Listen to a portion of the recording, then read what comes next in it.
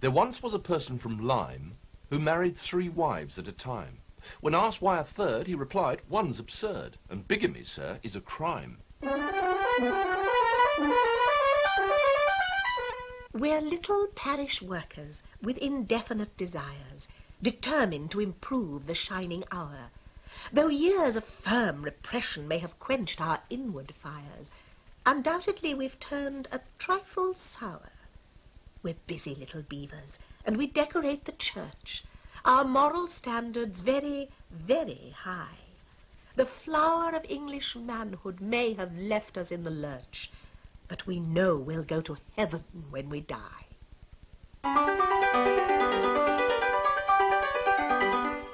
I am a bunny rabbit sitting in my hutch. I like to sit up this end. I don't care for that end much. I'm glad tomorrow's Thursday, 'cause with a bit of luck, as far as I remember, that's the day they pass the buck.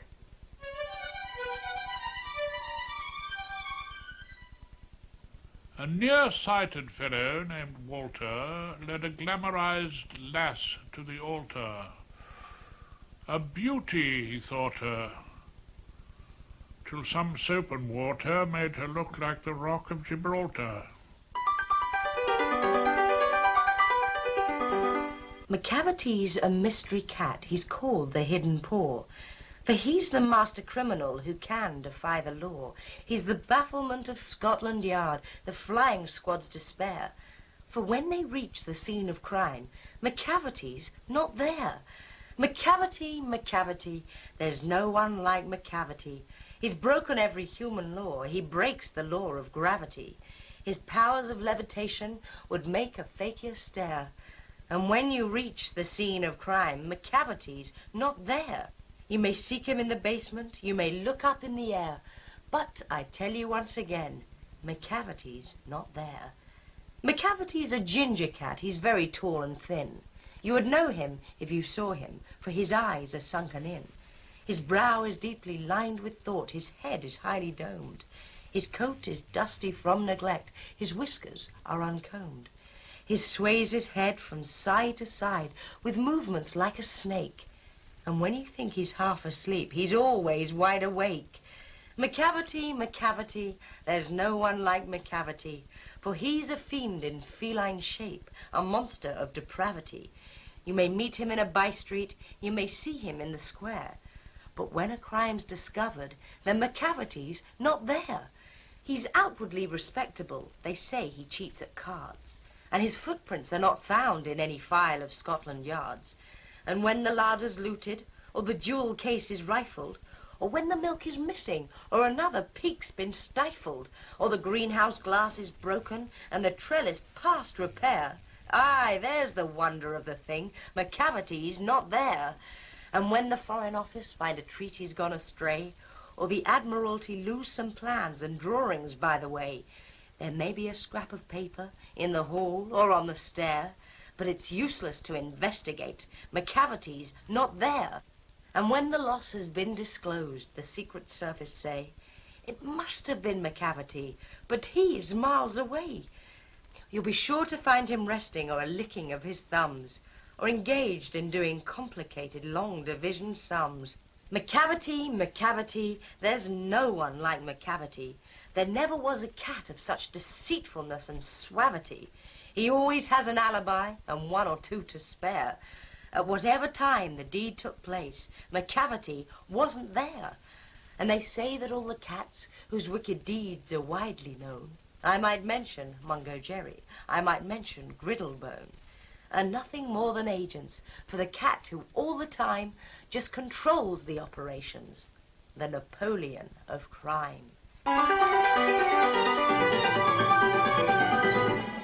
In among the silver birches, winding ways of tarmac wander, and the signs to Bussock Bottom, Tussock Wood and Windy Brake, gabled lodges, tile-hung churches catch the lights of our Lagonda as we drive to Wendy's party, lemon curd and Christmas cake.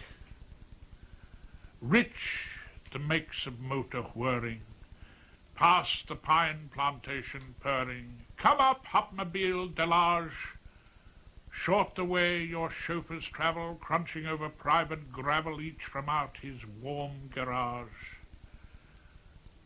Oh, but Wendy, when the carpet yielded to my indoor pumps, there you stood, your gold hair streaming, handsome in the hall light gleaming. There you looked, and there you led me off into the game of clumps. Then the new Victrola playing, and your funny uncle saying, choose your partners for a foxtrot, dance until it's tea-o'clock. Come on, young'uns, foot it featly. Was it chance that paired us neatly? I who loved you so completely. You who pressed me closely to you, hard against your party frock. Meet me when you finished eating. So we met and no one found us. Oh, that dark and furry cupboard while the rest played hide and seek. Holding hands, our two hearts beating in the bedroom silence round us, holding hands and hardly hearing sudden footstep, thud and shriek. Love that lay too deep for kissing. Where is Wendy? Wendy's missing. Love so pure, it had to end. Love so strong that I was frightened when you gripped my fingers tight and hugging whispered, I'm your friend. Spangled stars are peeping at the lush Lagonda, creeping down the winding ways of tarmac to the leaded lights of home. There among the silver birches, all the bells of all the churches sounded in the bath waste running out into the frosty air. Wendy speeded my undressing. Wendy is the sheets caressing. Wendy bending gives a blessing, holds me as I drift to dreamland, safe inside my slumberware.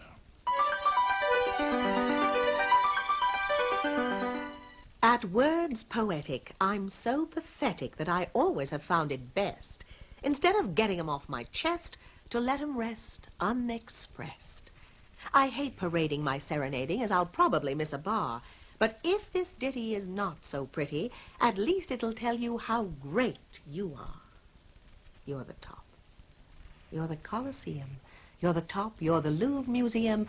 You're a melody from a symphony by Strauss. You're a Bendel bonnet, a Shakespeare sonnet. You're Mickey Mouse. You're the Nile. You're the Tower of Pisa. You're the smile on the Mona Lisa. I'm a worthless check, a total wreck, a flop. But if, baby, I'm the bottom, you're the top. Your words poetic are not pathetic. On the other hand, boy, you shine. And I can feel after every line a thrill divine down my spine. Now, gifted humans like Vincent Humans might think that your song is bad. But for a person who's just rehearsing, well, I gotta say this, my lad. You're the top. You're Mahatma Gandhi. You're the top. You're Napoleon Brandy. You're the purple light of a summer night in Spain. You're the National Gallery. You're Garbo's salary. You're cellophane. You're sublime. You're a turkey dinner. You're the time of the Derby winner. I'm a toy balloon that is fated soon to pop. But if, baby, I'm the bottom, you're the top. You're the top. You're an arrow collar. You're the top. You're a Coolidge dollar. You're the nimble tread of the feet of Fred Astaire. You're an O'Neill drama. You're Whistler's mama. You're Camembert. You're a rose. You're Inferni's Dante. You're the nose on the great Durante. I'm just in the way, as the French would say, de trop.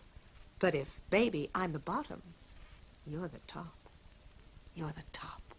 You're a Waldorf salad. You're the top. You're a Berlin ballad. You're a baby grand of a lady and a gent. You're an old Dutch master. You're Mr. Astor. You're Pepsodent. You're romance. You're the steps of Russia.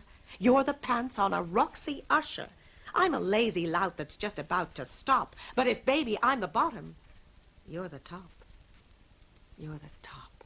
You're a dance in Bali. You're the top. You're a hot tamale. You're an angel. You simply too divine. You're a Botticelli, you're Keats, you're Shelley, you're Ovaltine. You're a Boone, you're a dam at Boulder. You're the moon over Mae West's shoulder. I'm a eunuch who has just been through an op. But if, baby, I'm the bottom, you're the top.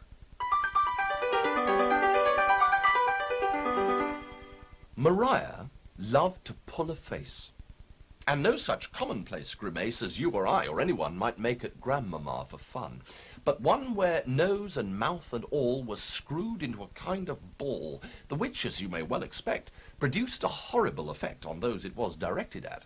One morning she was struck like that. Her features took their final mould in shapes that made your blood run cold, and wholly lost their former charm. Mamma, in agonized alarm, consulted a renowned masseuse, an old and valued friend of hers, who rubbed the wretched child for days in 25 different ways, and after that began again, but all in vain, but all in vain. The years advance, Maria grows into a blooming English rose, with every talent, every grace, save in this trifle of the face. She sang, recited, laughed, and played at all that an accomplished maid should play with skill to be of note: golf, the piano, and the goat. She talked in French till all was blue, and knew a little German too. She told the tales that soldiers tell. She also danced extremely well. Her wit was pointed, loud, and raw. She shone at laying down the law. She drank liqueurs instead of tea. Her verse was admirably free, and quoted in the latest books. But people couldn't stand her looks. Her parents had, with thoughtful care, proclaimed her genius everywhere, nor quite concealed a wealth which sounds enormous, £30 million, and further whispered it that she could deal with it exclusively. They did not hide her chief defect, but what with birth and intellect and breeding and such ample means, and still in her delightful teens, a girl like our Maria, they thought, should make the kind of match she ought. Those who had seen her here at home might hesitate, but Paris, Rome, the foreigners should take the bait, and so they did. At any rate, the greatest men of every land arrived in shoals to seek her hand.